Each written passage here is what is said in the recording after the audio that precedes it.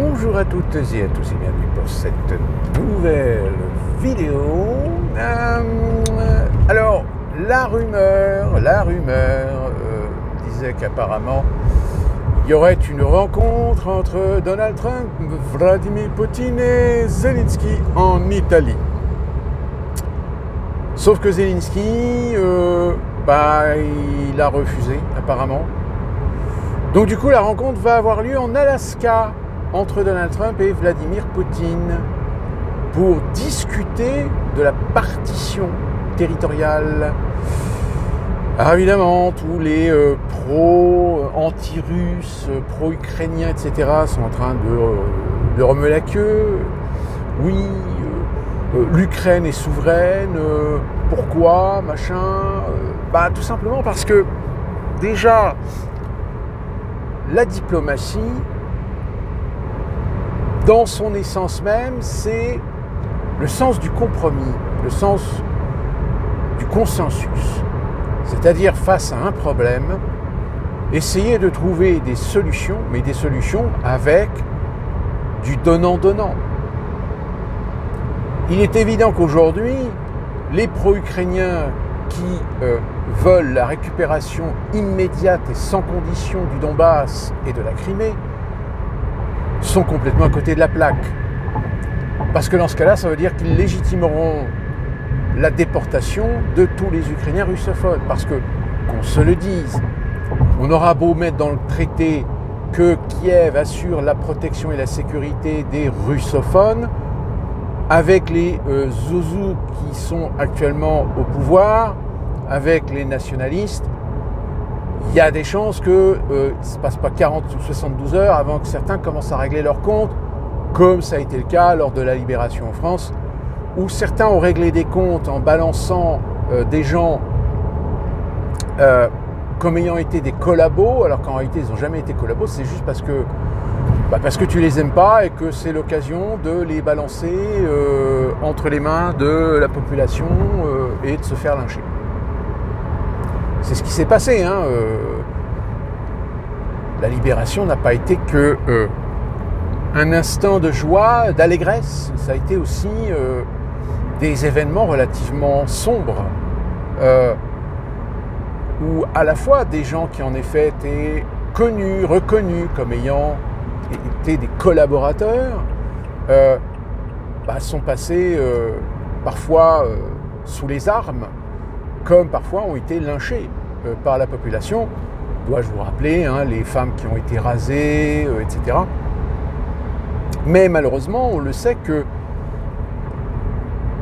certains collaborationnistes ont réussi à passer au travers des filets en accusant d'autres gens d'avoir été collaborationnistes pour sauver leur propre tête, pour se jouer d'avoir été en réalité des faux collabos, mais plutôt des résistants qui profitaient d'une situation, qui profitaient d'une position pour fournir des informations à la résistance ou aider la résistance. Sauf que malheureusement, vous savez, dans tout cet embroglio, ça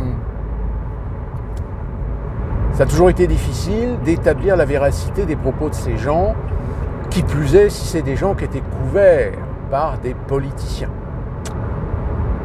Je pense par exemple à un ancien président de la République française, M. François Mitterrand, qui a fait partie du gouvernement de Vichy, mais qui a réussi toujours à passer au travers des filets, parce qu'en réalité, on n'a jamais su si il était un résistant infiltré ou si, au contraire, c'était un collabo, bien collabo, mais qui a retourné sa veste quand les Américains ont commencé à débarquer en Normandie. Ça reste toujours le problème. Et dans toutes les guerres, malheureusement, ce sont des événements injustes, soient-ils, terribles, dramatiques, soient-ils, qu'on ne peut pas éviter, auxquels on ne peut pas échapper. Surtout si en plus de ça, vous avez une communauté internationale, on va dire, qui est un petit peu émasculée. C'est-à-dire défendant les intérêts des uns au détriment des autres.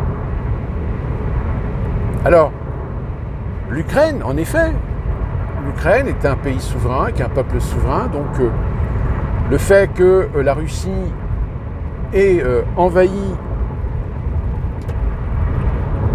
annexé des territoires, elle l'a fait selon son point de vue. Son point de vue étant que l'Ukraine de Kiev a évolué depuis son indépendance avec des conflits d'intérêts, avec des infiltrations mafieuses, avec des oligarques corrompus, et qui plus est, pour faire valoir l'intérêt de l'Union européenne d'essayer d'attirer l'Ukraine dans son giron, un interventionnisme à la fois européen et américain pour essayer de dégager les intérêts russes. Bon, la suite de l'histoire, on la connaît. Donc du coup, les nationalistes ont fait en sorte de faire passer, on va dire, une sorte de doctrine que les russophones ukrainiens sont des traîtres et que pour asseoir l'allégeance, doivent apprendre ou parler l'ukrainien et uniquement que l'ukrainien. Alors que la constitution ukrainienne prévoit que l'ukrainien est la langue officielle, mais défendant le droit à des communautés de continuer à pouvoir utiliser des langages régionaux, dont le russe. Donc il n'est pas dit dans la constitution ukrainienne que le russe est interdit. Non, il est d'usage. Mais renforcement auprès d'Ukrainiens russophones qui ne parlent que le russe, de les obliger à parler l'ukrainien.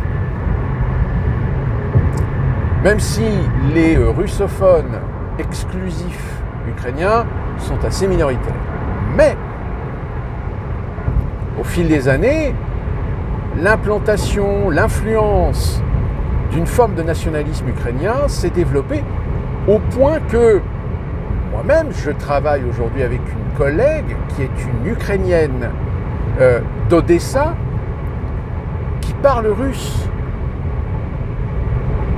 Et je lui dis, mais tu parles le russe et l'ukrainien? Elle dit, non, je ne parle que le russe.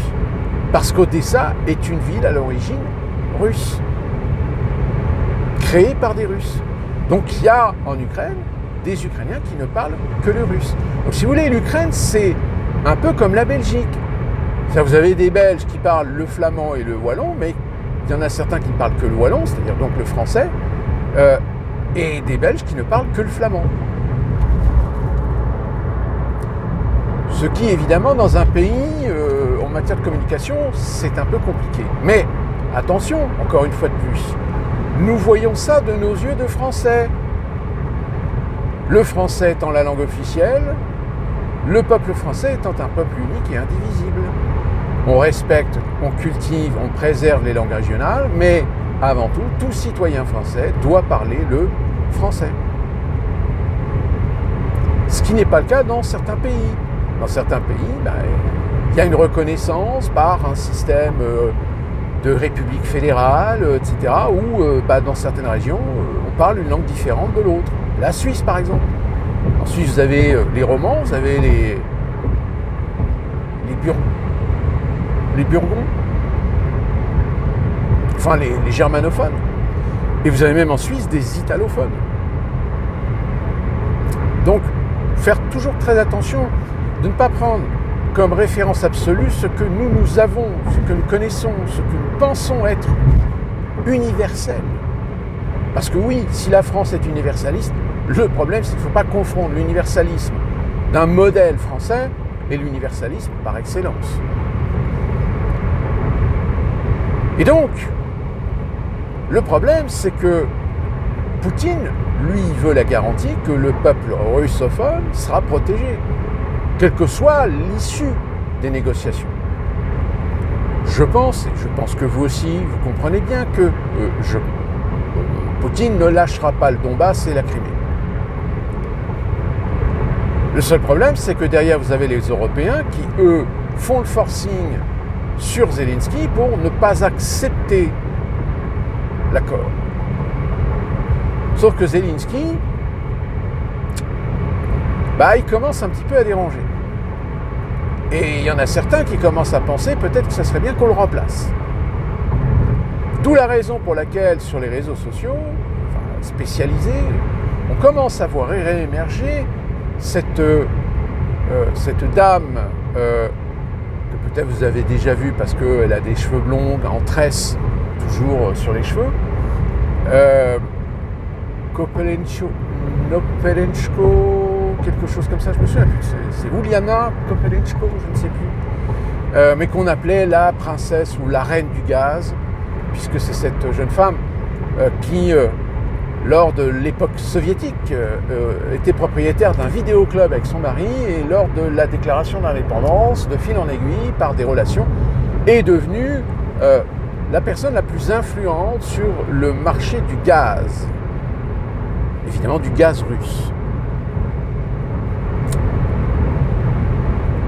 Et donc, cette dame a eu maille à partir, évidemment, selon les courants politiques au pouvoir. Il y a des fois où elle était militante, il y a des fois où elle s'est retrouvée en tôle, par exemple. Donc c'est une figure emblématique qui peut encore avoir cette image de rassembler le peuple ukrainien. Chose qui n'est pas aisée parce que aujourd'hui le peuple ukrainien il est fatigué. Il est fatigué parce que on pousse de plus en plus à vouloir préserver la guerre, mais il y a un moment donné où, comme je l'ai dit depuis des années, il y a un moment donné où le peuple ukrainien, il n'y aura plus suffisamment d'hommes. Aujourd'hui, même l'Union européenne reconnaît qu'il y a des défauts dans les rangs de l'armée ukrainienne et que ça pousse à forcer le recrutement de certains jeunes Ukrainiens, voire même jusqu'à les séquestrer pour les pousser à les obliger à être incorporés dans l'armée ukrainienne. Donc quand on en arrive là, c'est que quelque part, il y a bien quand même un souci, que le fameux patriotisme que certains chantent sur les réseaux sociaux depuis la France, il n'est peut-être pas autant partagé par certains Ukrainiens. Que, évidemment, ces Ukrainiens, on va traiter d'être des pro-russes, des pro-Poutine. Logique. On est dans une simplification, on est dans une infantilisation, évidemment, une hypersensibilisation du sujet, qui est un sujet complexe, mais vous comprenez que l'opinion, on doit la canaliser vers une seule et unique opinion, que toute autre opinion divergente, on est forcément des pro-Poutine, on est forcément des fachos, des extrêmes-droites et blablabla. Alors que, je vous l'avais dit dans une vidéo, vous avez aujourd'hui en Ukraine un autre problème, c'est le problème des investisseurs. Les investisseurs, c'est quoi? Ce sont les groupes financiers internationaux qui anticipent des investissements pour aider l'Ukraine, comme par exemple la France a connu après la Seconde Guerre mondiale pour la reconstruction avec le plan Marshall. Sauf que le plan Marshall, c'est un plan qui avait été présenté en 1948, je crois, par les Américains, qui était un plan européen dont la France a bénéficié du plus gros budget qui se montait, je crois, alors en remettant au niveau des de réévaluation du montant, etc. Je crois que la France a dû bénéficier de 2,5 ou 2,7 milliards de dollars de l'époque pour sa reconstruction. Alors il y a une partie, je crois qu'il y avait un peu plus de 50% qui étaient des dons, donc c'était du don, pas de remboursement. Par contre, une autre partie était remboursable. Par contre, je ne sais plus si c'était remboursable avec intérêt ou sans intérêt. Et la France a fini par rembourser l'intégralité de ce qu'elle devait du plan Marshall. Je crois que la France avait dû réussir à finir le remboursement en 1966.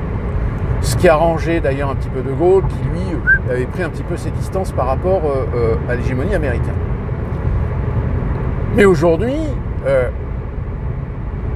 ce ne sont plus les États les États financent, mais ils financent avec des caisses vides, donc c'est de l'emprunt. Tout comme l'argent qui a été donné à l'Ukraine depuis maintenant 2-3 ans, c'est de l'emprunt. Ça ne sort pas des caisses de l'État. Donc c'est de la dette. La dette que vous payez. et dont on n'a aucune garantie que l'Ukraine a un engagement de remboursement. Ce qui est totalement ridicule puisqu'elle n'en a pas les moyens et qu'elle n'en aura jamais les moyens. À l'exception d'accepter certains deals, d'accepter certains accords, certains traités avec des sociétés financières internationales pour avoir la main mise sur un certain pourcentage de secteurs économiques. L'industrie, l'agriculture, la reconstruction. Sauf que le problème, c'est que les investisseurs internationaux, eux, ils veulent du rendement. Alors, ils sont patients. Ils se disent, bon, investissement à court terme, mais à court terme, moyen terme, il faut qu'à un moment donné... D'où la raison pour laquelle Donald Trump a toujours dit qu'il voulait mettre la paix en Ukraine pour permettre à la finance internationale de commencer à faire un retour sur investissement.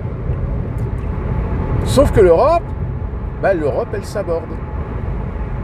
D'où la raison pour laquelle l'Union européenne aujourd'hui, elle est un peu sur le fil du rasoir parce qu'elle commence à faire chier. Elle commence à casser les couilles. D'où la raison pour laquelle von der Leyen se permet aujourd'hui de faire ce que logiquement elle n'a pas le droit de faire, mais servant les intérêts de la puissance financière internationale. Parce qu'en négociant l'accord avec les Américains, à votre avis, vous voyez que c'est l'État américain qui va toucher le pactole? Ben non, ce sont des entreprises privées américaines.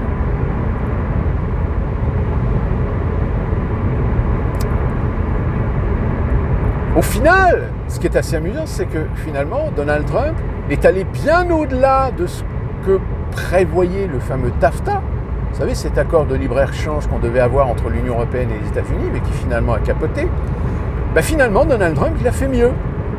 Il a fait mieux parce qu'il tire tout le profit pour les États-Unis et l'Europe. Vous n'avez pas rien, que dalle. C'est pas génial? Et donc l'Ukraine, aujourd'hui l'Ukraine, pareil.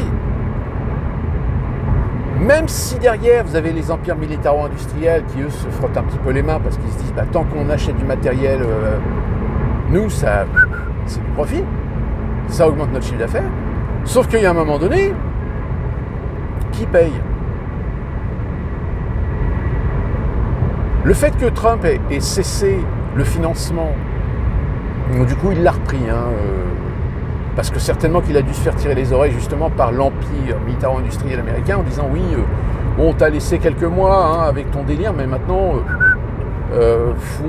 faut rétablir la situation, nous on a besoin de vendre. Sauf que, encore une fois, ça ne peut pas continuer comme ça, on ne peut pas faire des guerres éternelles juste pour servir les intérêts des groupes militaro-industriels. C'est pas possible. Donc derrière, faut aller au-delà. C'est les sociétés financières internationales d'investissement qui doivent prendre le relais. Sauf pour prendre le relais, il faut résoudre le problème. Il faut arrêter la guerre. Et cela, attention, c'est aussi bien du côté occidental que du côté russe.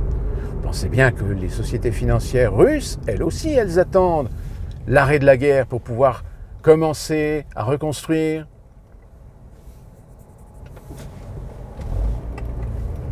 Bon, sauf que comme je vous l'avais dit, il y en a un des plus gros, le plus important, qui justement montre le signe de fatigue de ce conflit qui dure de trop, c'est BlackRock. BlackRock, gros investisseur international, etc., qui a retiré ses billes, qui avait plus ou moins dealé sur la reconstruction dans certaines régions d'Ukraine. Mais bon, vu que on est dans un statu quo, on est dans une impasse, BlackRock, ils ont dit non, c'est bon, nous, on ne va pas attendre la Saint-Glinglin, nous, on se retire. Vous avez encore Vanguard aussi, qui lui a placé plutôt ses billes sur de l'agricole, plus d'autres entreprises, évidemment, d'autres groupes financiers qui, évidemment, sont derrière la porte et qui trépignent et qui attendent de pouvoir foncer sur l'Ukraine pour commencer à investir. Et même en France, je veux dire, Bouygues, par exemple, je pense que Bouygues est sur les rangs pour pouvoir décrocher des contrats de reconstruction en Ukraine. Ah ben le lobbying, excusez-moi, l'Europe, je vous rappelle qu'au Parlement européen, vous avez 28 sièges officiels exclusivement réservés au lobby. C'est officiel. Alors, on dit lobby, mais en langage politiquement correct, on dit conseiller. C'est-à-dire que ce sont des gens, des acteurs de l'économie, représentant des secteurs économiques, donc des entreprises plutôt bien placées dans un certain nombre de secteurs professionnels pour justement conseiller les députés européens sur la façon de faire, sur la façon dont les choses doivent tourner. Mais en réalité, on est bien d'accord que ces entreprises utilisent ce prétexte pour très clairement, simplement, faire du lobby, c'est-à-dire placer les intérêts d'entreprises, de groupes financiers en pole position dans l'exploitation, dans la mainmise de certains marchés divers et variés, que ça passe aussi bien de l'exploitation de minerais, de l'exploitation de matières premières, que dans la construction, que dans l'aménagement, que dans la production, que dans la transformation.